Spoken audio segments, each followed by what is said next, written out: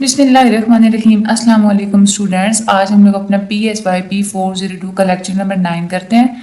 आज के लेक्चर में हम लोग रिपोर्ट राइटिंग के बारे में बात करेंगे। जब आप लोग रिसर्च कर रहे होते हैं, आप लोगों ने रिसर्च कैसे करनी होती है और फिर आप लोगों ने उस डेटा को एक रिपोर्ट की फॉर्म में आप लोगों ने उसको लिखना कैसे होता है, स्टेप्स कौन कौन से होते हैं, रिपोर्ट लिखी कैसे जाती है, ये सारी चीज़ें आज के लेक्चर में हम लोग पढ़ेंगे। ठीक है, इंटरेस्टिंग सा लेक्चर है, बहुत ज़्यादा इंपॉर्टेंट लेक्चर है। इसमें से आप लोगों के लॉन्ग क्वेश्चन भी आ जाते हैं, आपके शॉर्ट भी आ जाते हैं और आप लोगों के MCQs भी आ जाते हैं। ठीक है, आपने वीडियो को एंड तक देखना है, चैनल को सब्सक्राइब लाजमी कीजिएगा ताकि जैसे ही कोई नया लेक्चर आता है, नई वीडियो आती है तो आप लोगों को फौरन से नोटिफिकेशन मिल जाए। हम लोग चलते हैं रिपोर्ट राइटिंग की तरफ। इसके स्टेप्स क्या क्या होते हैं। जब भी आप लोगों ने रिपोर्ट लिखनी होती है, आपने रिपोर्ट बनानी है किसी भी चीज़ के बारे में, तो सबसे पहली बात कि आपके माइंड में आइडिया होना चाहिए। अब आपके माइंड में एक दफ़ा आइडिया आ गया तो उस आइडिया से रिलेटेड पहले का जितना भी लिटरेचर पढ़ा हुआ है उसका आप लोग एक दफ़ा रिव्यू कर लें।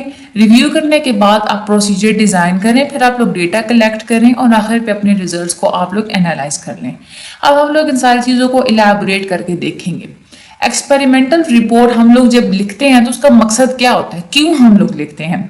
एक तो जाहिर सी बात है, जब आप लोग रिपोर्ट लिखते हैं तो आपकी सारी मेहनत जो है ना वो महफूज हो जाती है, वो पड़ी हुई होती है। फ्यूचर में किसी ने देखनी हो तो वो उसको देख सकते हैं। आपने आम लोगों तक अपनी रिसर्च फाइंडिंग्स को पहुंचाना है तो आप अपनी रिपोर्ट लिख के ही अगले बंदे तक आप लोग पहुंचाएंगे ना। साइंस क्या है, वो एक सेल्फ करेक्टिंग नेचर है साइंस की। साइंस में आपने आज कोई चीज़ आपने ढूंढी, आपने पब्लिश की, अब ज़रूरी नहीं है कि आपकी ता क़यामत वही चीज़ें वैसी की वैसी रहेगी, ऐसा नहीं होता। आगे जो दौर आएंगे उसमें दोबारा से आपके लिटरेचर को देखा जाएगा, उसमें दोबारा से जो चीज़ करेक्ट करने की ज़रूरत होगी उस ज़माने के लिहाज से उस तरह से करेक्ट किया जाएगा उसको। तो साइंस में हम लोग करते ही यही हैं, जो चीज़ें होती हैं ना उसको हम लोग करेक्ट कर रहे होते हैं। तो साइंस का एक तो सेल्फ करेक्टिंग है, इसीलिए अपने अच्छे डेटा को पब्लिश करना बहुत ज़्यादा इंपॉर्टेंट होता है। अपने रिसर्च फाइंडिंग्स फ्यूचर के रिसर्चर्स तक पहुंचाने के लिए, स्टूडेंट्स तक पहुंचाने के लिए भी आप लोग एक्सपेरिमेंटल रिपोर्ट्स लिखते हैं।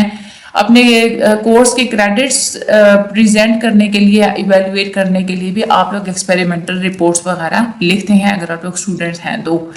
अगर आपने एक लैब की रिपोर्ट बनाई, अगर वो अच्छी है तो जस्ट आपकी वो लैब रिपोर्ट सिर्फ आपके डेटा को ही प्रेजेंट नहीं करेगी, आपकी क्या कंप्रीहेंशन है, आपकी क्या समझ बूझ है किसी भी कंसेप्ट के पीछे, वो भी अगले बंदे तक पहुंचाएगी।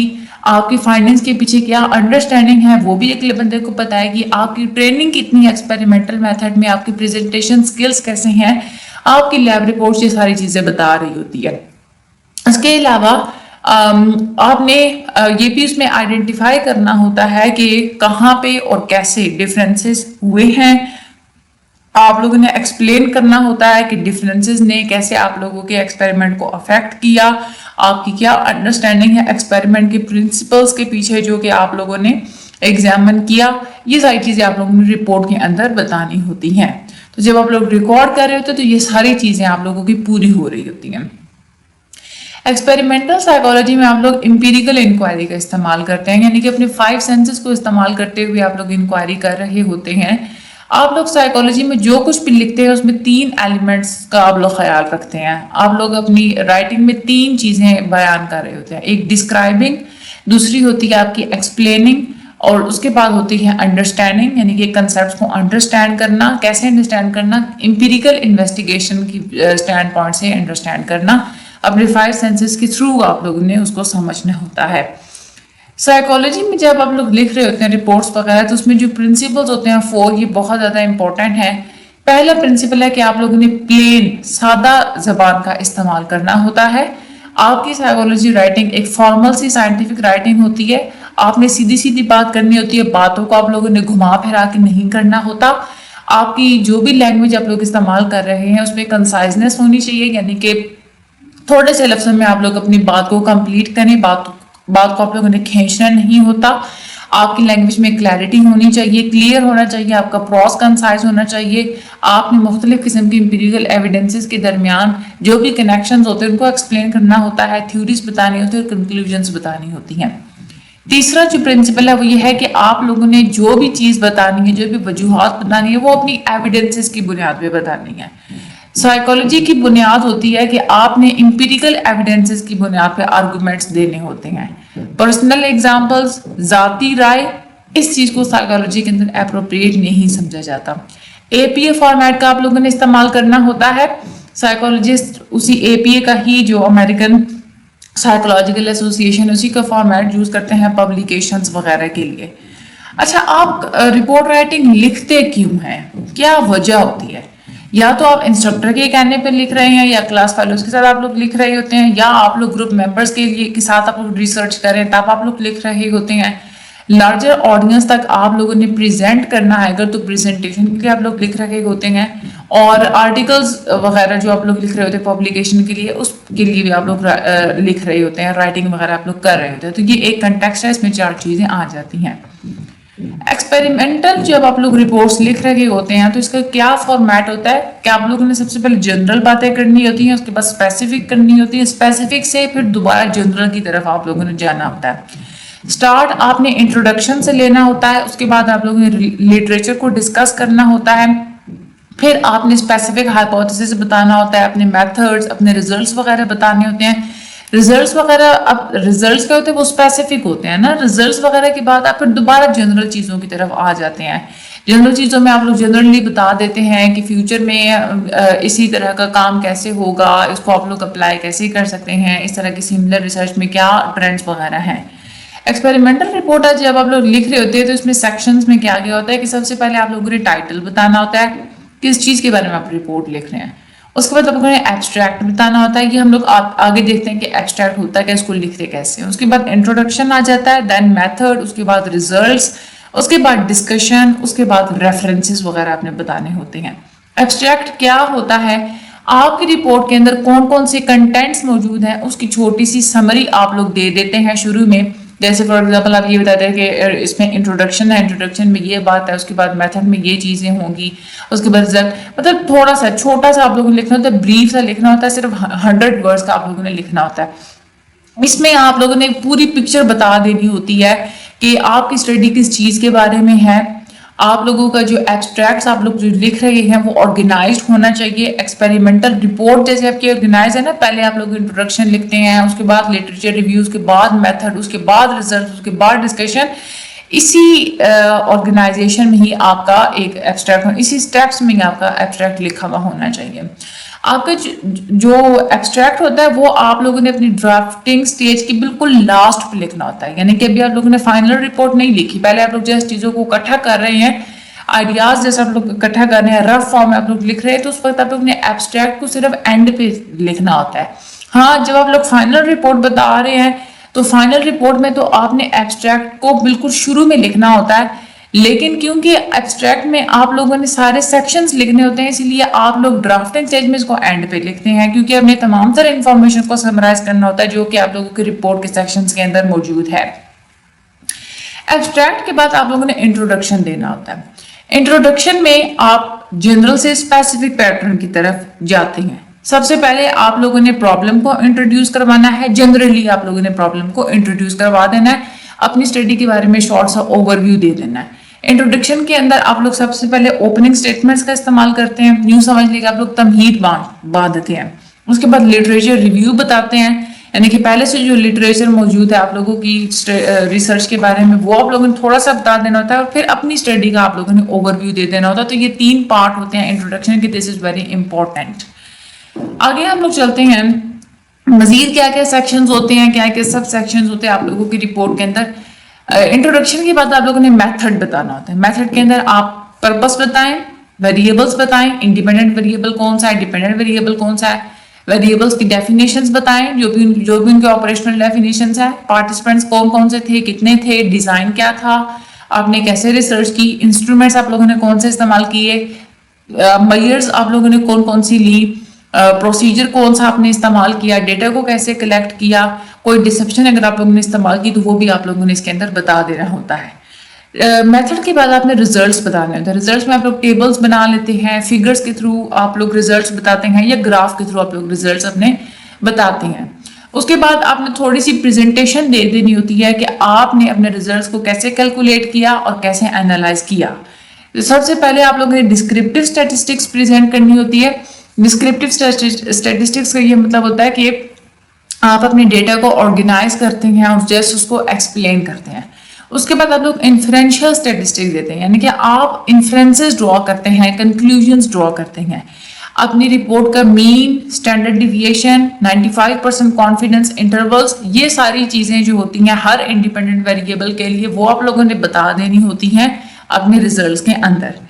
आपने कौन सा स्टैटिस्टिकल टेस्ट इस्तेमाल किया, आपने कौन सी अप्रोप्रिएट स्टैटिस्टिक्स इस्तेमाल किए, टी स्कोर, पी वैल्यूज क्या थी, रिपोर्ट का मैग्नीट्यूड कितना है, इसके रिजल्ट्स कितने इंपॉर्टेंट हैं, कितने नहीं है, रिजल्ट्स की डायरेक्शन क्या है, ये सारी चीजें आप लोगों ने बता देनी होती है रिजल्ट के अंदर। और आपने अफेक्ट साइज भी बता देना होता है कि ये जो अफेक्ट साइज है वो कितना है, किन किन लोगों को अफेक्ट किया, लेकिन ये ऑप्शनल है, जरूरी नहीं है कि आप लोग इसको बताएं।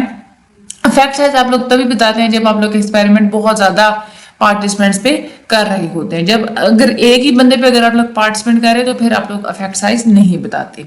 उसके बाद अगला जो हमारा मरहला आ जाता है वो होता है डिस्कशन का।